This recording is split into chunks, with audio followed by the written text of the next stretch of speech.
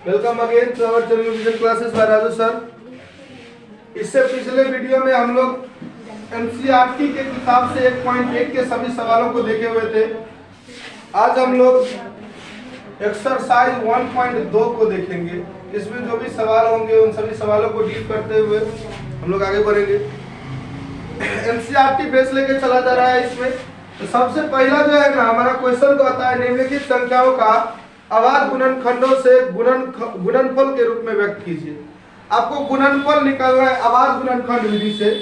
पहला सवाल हमारा 140 है, दूसरा सवाल हमारा कह रहा है 156, तीसरा सवाल हमारा कह रहा है 3825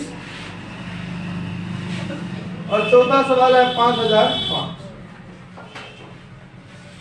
इस सबों का हमको अभाज्य गुणनखंड से गुणनफल निकालना है, गुणनखंड नहीं निकालना है, गुणनफल निकालना है। देख लीजिए सबसे पहले 140, जब ये अभाज्य की बात की जाए ना तो एलसीएम निकालना चालू कर दीजिए। 2 से हमारा कितना हो गया 35, 5 से हमारा कितना हो गया ये 7। यही हमारा लिख देंगे, इसीलिए 140 बराबर 2 गुने 2 गुने 5 गुने 7। 2 कितना बार है 2 बार, तो 2 का पावर 2 गुने 5 गुने 7। यही हमारा गुणनफल हो गया। आसान है, बन जाएगा सभी से। चलिए दूसरे क्वेश्चन पे चलते हैं।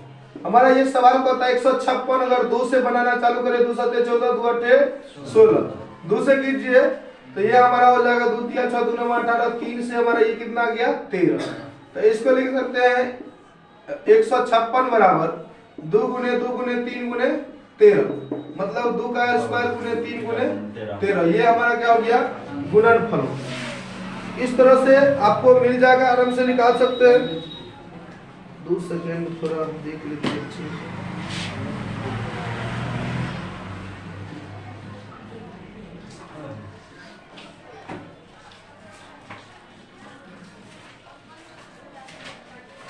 तब तक आप लोग उतार लीजिए। हाँ उतारिए आप लोग भी। आप लोग उतार नहीं रहे इसको? यस सर उतार रहे हैं। अशरफ जी इतना जोर से बोलता है। माइक में आवाज थोड़ी जी पास से तक माइक में आवाज नहीं जाएगा, जाएगा थोड़ा दूर का पास तय रहता है, लेकिन सब थोड़ी जैसे मोबाइल में हर जगह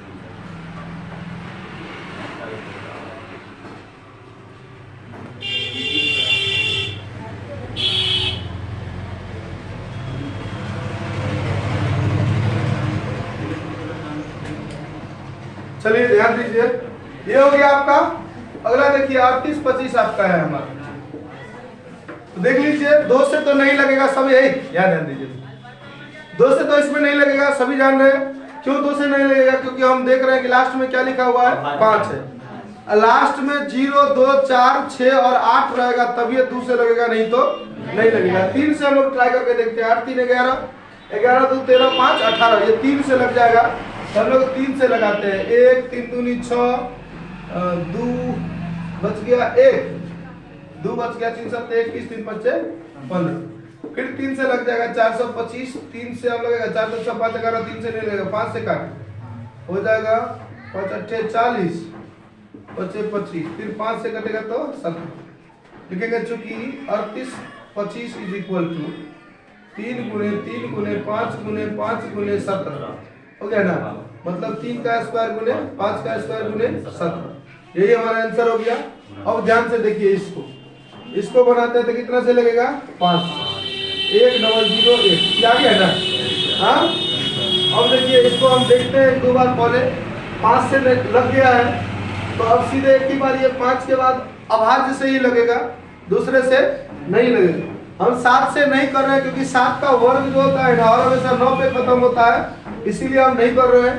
7 से लेके एक बार ट्राई करके देखिए। 3 हो गया 0 7 कटा 3 7 से कट जाए, 7 1 7 7 चौके 28 और 7 किया 1 हो गया। इसको करेंगे 11 से 13 हो गया, मतलब लिखेंगे चूंकि 5005 बराबर 5 गुने 7 गुने 11 गुने 13। यही हमारा क्या हो गया अभाज्य गुणनफल हो गया। क्या हो गया अभाज्य गुणनफल।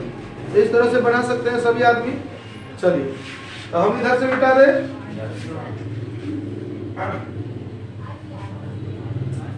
चलिए आगे का सवाल के बारे में हम लोग देखते हैं। दूसरा नंबर सवाल हमारा कहता है कि पूर्णांक के गुणन निम्नलिखित युग्मों के एचसीएफ और एलसीएम ज्ञात कीजिए और उसको जांच करके बताइए कि दो संख्याओं का गुणनफल जो है ना वो एचसीएफ गुने एलसीएम होता है।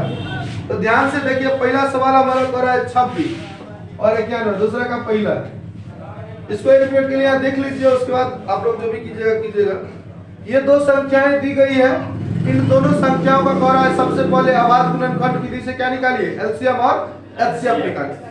और एलसीएम और एचसीएफ निकालने के बाद जांच कीजिए। हम एक फॉर्मूला लिखेंगे, वो फॉर्मूला होगा N1 गुने N2 बराबर एलसीएम गुने एचसीएफ। ये हमारा क्या कहता है, ये हमारा कहता है पहली संख्या और दूसरी संख्या यदि दो संख्याएं हैं ना दी गई, तो दोनों संख्याओं का यदि गुना करते हैं तो जो एलसीएम और एचसीएफ निकलेगा ना वो दोनों बराबर हो जाएगा। मतलब पहली और दूसरी संख्या का गुना और एलसीएम और एचसीएफ का गुना वो दोनों क्या हो जाएंगे, एक दूसरे के बराबर हो जाएंगे। तो इसी को हम लोग प्रूफ भी करेंगे और बनाएंगे। तो चलिए बनाते हैं। 2 से हमारा 13 हो गया, 91 में लगाते हैं तो 3 से कितना हो जाता है, 7 से लगेगा, 13 सत्ते 91 लिखेंगे, क्योंकि 26 बराबर 2 गुने 13। आवाज गुणनखंड विधि से एलसीएम और एचसीएफ निकालना सबको आता है, तो हम लोग इसको लिख रहे हैं। 91 का लिख देंगे 7 गुने 13। अच्छा चलिए, जिसको नहीं भी आता है ध्यान दीजिए, यहाँ तक तो आ गया, यहाँ तक आप बना सकते हैं। हम लोग एलसीएम निकाल रहे हैं। किसको निकाल रहे हैं, एलसीएम। एलसीएम बराबर क्या होता है, अधिक बार लसा होता है। दोनों में कोई भी चीज कितना बार अधिक बार है, ध्यान दीजिए। इधर 2 है ना, हाँ, 2 सबसे अधिक बार दोनों में कितना बार, एक बार लिखिए। उसके बाद देखिए 7 कितना बार है, एक बार, तो एक बार डाल।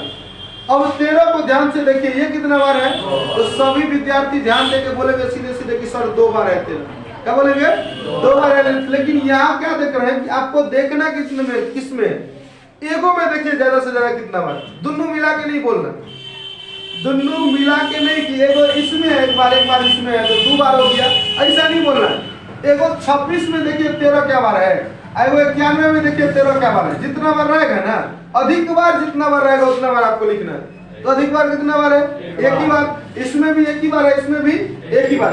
मान लीजिए कि हम आपको कह रहे हैं कि इसमें एगो 13 और रहता है, मान लीजिए, ऐसा है नहीं, हम लोग मैथ पढ़ रहे हैं, मैथ में माना भी जाता है। तो मान लीजिए कि एक 13 और है यहाँ, तो हम यहाँ क्या करते, क्या वो 13 लिखते, 2 13 लिखते। समझ में आ गया ना। अभी इस बात से सभी बच्चे समझ गए होंगे कि अगर यहाँ ज्यादा हो गया तो ज्यादा वाला लिखना है, कम वाला नहीं लिखना है। एगो में सबसे अधिक बार जितना बार रहेगा उतना बार लिख देना। एक बार है तो यहाँ लिख दिए हम 13। इन दोनों को गुना कीजिए तो 7 दूनी 14, 14 13 को गुना कीजिए, 14 तिया 42, 14 कान 14 4 सॉरी 14 कान 14 और 13 चौके 52 हो गया, 13 कान 13 5 18 सही है, 182 हो गया। अब एचसीएफ बराबर देखिए, हमको क्या निकालना है, एचसीएफ। एचसीएफ जो होता है ना, दोनों में जो मिलेगा उसी को एचसीएफ कहेंगे। दोनों में क्या मिल रहा है, 13 मिल रहा है। और कुछ मिल रहा है नहीं ना, हमारा क्या हो गया ये एचसीएफ 182 और एचसीएफ कितना हो गया 13। अब देखिए हम लोग जांच में चलते हैं, कहाँ चलते हैं, जांच हमारा क्या कहता है, N1 गुने N2 बराबर क्या, एलसीएम गुने एचसीएफ। N1 कितना है 26, N2 कितना है 91, एलसीएम कितना है 182, एचसीएफ कितना है 13। इसको गुना कीजिए तो 26 से कम 26, हाथ में कितना बच गया 2, 26 से कम 26 तो 6 हाथ में 2, इसका गुना कीजिए 6 9 54 2 56 हाथ में 5, 2 9 18 18 5 23, ये हो गया 23 66। इसको गुना कीजिए 13 दूनी 26 हाथ में 2, 13 8 104 2 106 हाथ में तेरा बच गया 10, 13 का 13 10 23। देख ले दोनों तरफ 23 66 23 66 आ गया ना। आप लोग भी आराम से देख लीजिए, इसमें सब जगह क्या नजर आ रहा है, 23 66 इधर भी है, 23 66 इधर भी है। एक फॉर्मूला यहाँ से बना हुआ है, पहली संख्या गुने दूसरी संख्या बराबर एलसीएम गुने एचसीएफ। ये आपको क्या करना है, ऐसे करके लिख देना। लिख दिए। चलिए आगे के 2 सवाल को आप लोगों को बना के लाना है। हम ये 2 सवाल आपको बोर्ड पे लिख देते हैं, आप लोग बना लीजिए, ठीक है। हम लोग नेक्स्ट में उसके बाद आगे चलेंगे, उसी सवाल पे नहीं रहेंगे। एक सवाल पे ज्यादा टाइम देने से दिक्कत हो जाता है, आप लोग भी कुछ मेहनत कीजिए। तो दूसरा सवाल हमारा ये हो जाता है 510 और 92। तीसरा सवाल होता है 336 और 54, इन दोनों को आपको ठीक इसी विधि से निकालना है और निकालने के बाद जांच कर देना है। जांच करके आराम से देखिएगा, बराबर आपका हो गया तो आप जो बनाए वो सही है, अगर बराबर नहीं हुआ तो आप जो बनाए वो क्या है, गलत है। आप जो बनाइएगा वो गलत हो जाएगा अगर एलसीएम और एचसीएफ का गुना पॉली और दूसरी संख्या के गुना के बराबर नहीं हुआ तो। ठीक है, चलिए तीसरा नंबर का पहला सवाल कहता है 12, 15 और 21। इस सवाल है कह रहा है इसका एचसीएफ और एलसीएम निकालिए और कुछ नहीं करना है, केवल आभार गुणनखंड विधि से क्या करना है, एलसीएम और एचसीएफ। ध्यान से देखिए, 12 का निकालेंगे तो दूध 6 के 12, दूध से दूतिया हो गया ना। 15 का निकालो तो 3 बच्चे, 21 का निकालो तो 3 सत्ते 21 हो गया ना। अब लिखेंगे चूंकि 12 बराबर 2 गुने 2 गुने 3, 15 बराबर क्या हो गया 3 गुने 5, 21 बराबर क्या हो गया 3 गुने। एलसीएम बराबर क्या होता है, सबसे अधिक बार 2 क्या बार है, 3 क्या बार है, एक ही बार है ना। 5 क्या बार है, 7 क्या बार है, 16 कितनी बार है।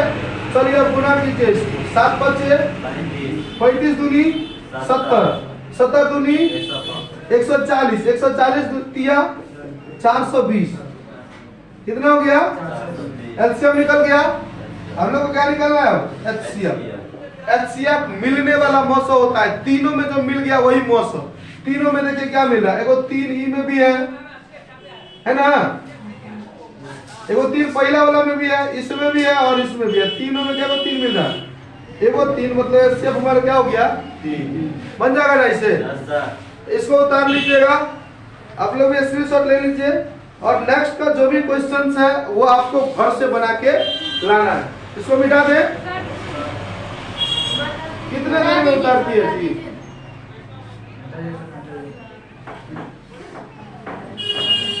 इतना देर में उतारेगा 6 घंटा हो गया, बकलेले सब बैठे रहे। दूसरा सवाल हो गया इसमें, तीसरा का पहला ये हो गया। दूसरा सवाल आप घर से बना के लाइएगा, 17, 23, 29 है और तीसरा सवाल आप बना के लाइएगा 8, 9 और 25। इसको बना के लाइएगा घर से बनाने के लिए आपको दिया गया। अगला सवाल देखिए, तीसरा नंबर हो गया। चौथा नंबर सवाल ध्यान से देखिए,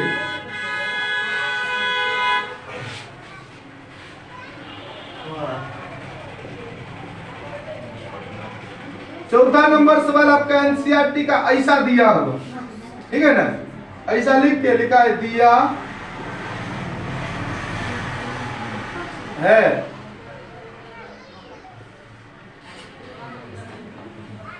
उसके बाद कर रहा है एलसीएम बराबर ज्ञात की।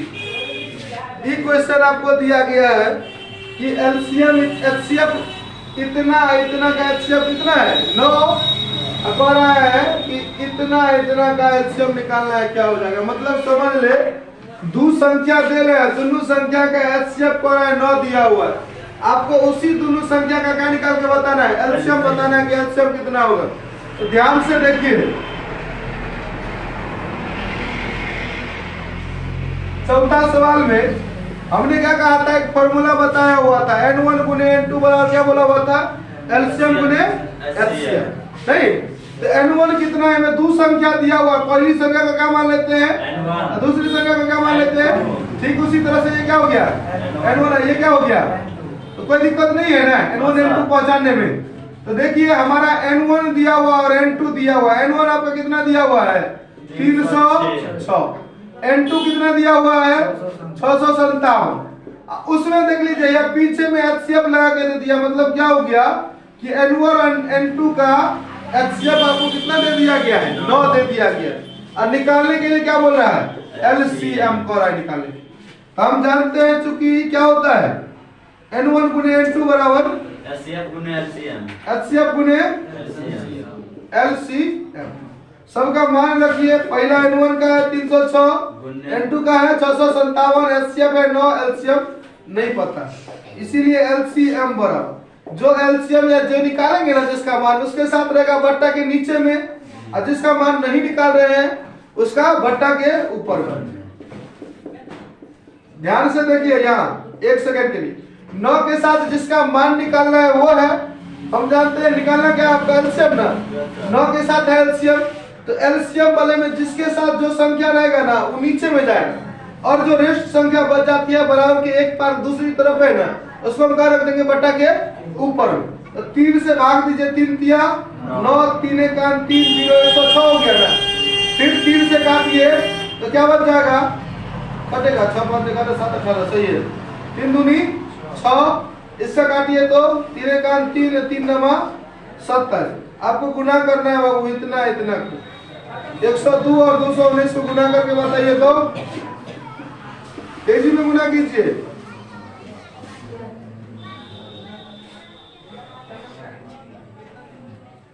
तेजी में कीजिए गुना, हो गया। हाँ हो रहा है सर।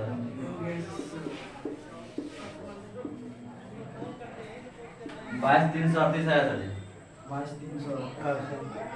22,338 yes sir.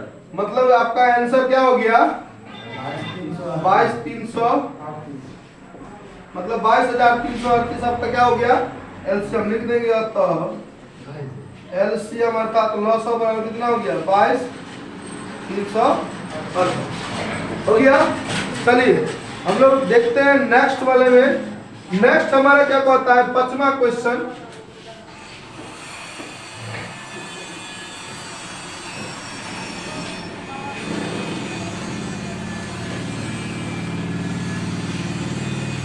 पांचवा क्वेश्चन कह रहा है जांच कीजिए 6 का पावर n जो है ना तो 0 पर खत्म होगा कि नहीं होगा। ठीक है ना, इस सवाल को ध्यान से देखिए और समझिए। कोई भी संख्या जो है ना उसका पावर n 0 पर तब खत्म हो सकता है जब उसका गुणनखंड 2 और 5 रहेगा। तो ध्यान से देखो, मान लो कि हम एक सवाल दे दिए, क्या दे दिए सवाल, ठीक है ना। इसका कह दिए कि पावर करो n, मतलब क्या हो गया इसका पावर n कहने का क्या मतलब है कि यहाँ कोई प्राकृतिक संख्या रखो। जैसे मान ले कोई बच्चा उठा 1 रख दिया तो कितना आएगा 0 पर खत्म हो गया कि 4 आया, 0 पर तो नहीं खत्म हुआ। 0 पर खत्म होने का क्या मतलब हो गया कि लास्ट में 0 आना चाहिए। क्या आना चाहिए, तो नहीं खत्म हो रहा है 2 रख दिए तो 4 तो के 3 रख दे बाबू रे 64, 4 रख दे 256, 5 रख दीजिए। नहीं ऐसा करके जितना रखेगा ना 4 5 20 थोड़ी बनेगा। क्या करना पड़ेगा आपको 4 को 5 बार गुना करना पड़ेगा, मतलब 4 गुने 4 गुने 4 गुने 4 गुने 4। अब 4 को कितने बार गुना करेंगे ना 0 नहीं आ सकता। 0 आने के लिए क्या चाहिए तो समझ ले, गुणनखंड होना चाहिए। कोनो भी संख्या कहेंगे 0 पर खत्म होगा कि नहीं होगा, तो 0 पर खत्म होने के लिए उसका गुणनखंड जो है ना 2 गुने 5 होना चाहिए। कितना होना चाहिए 2 गुने 5। अगर 2 गुने 5 नहीं हुआ ना तो 0 पर खत्म नहीं हो सकता। देख ले यहाँ कह रहा है 2 का 6 का पावर है 0 पर खत्म होगा। 6 का गुणनखंड कितना होता है 6 का गुणनखंड करेगा तो 2 गुने 3 होगा ना। लेकिन हम क्या कहते हैं कि अगर 10 पर खत्म होगा ना तो कितना होना चाहिए 0 पर खत्म होगा ना तो गुणनखंड कितना होना चाहिए 2 गुने 5 होना चाहिए। गुणनखंड कितना हो गया 2 गुने 3 ना, क्या खत्म होगा कभी खत्म नहीं हो सकता। ठीक हो रहा है 6 का पावर n जो है 0 पर खत्म होगा या नहीं होगा। अगर होगा तो बताइए कैसे, और नहीं होगा तो बताइए कैसे।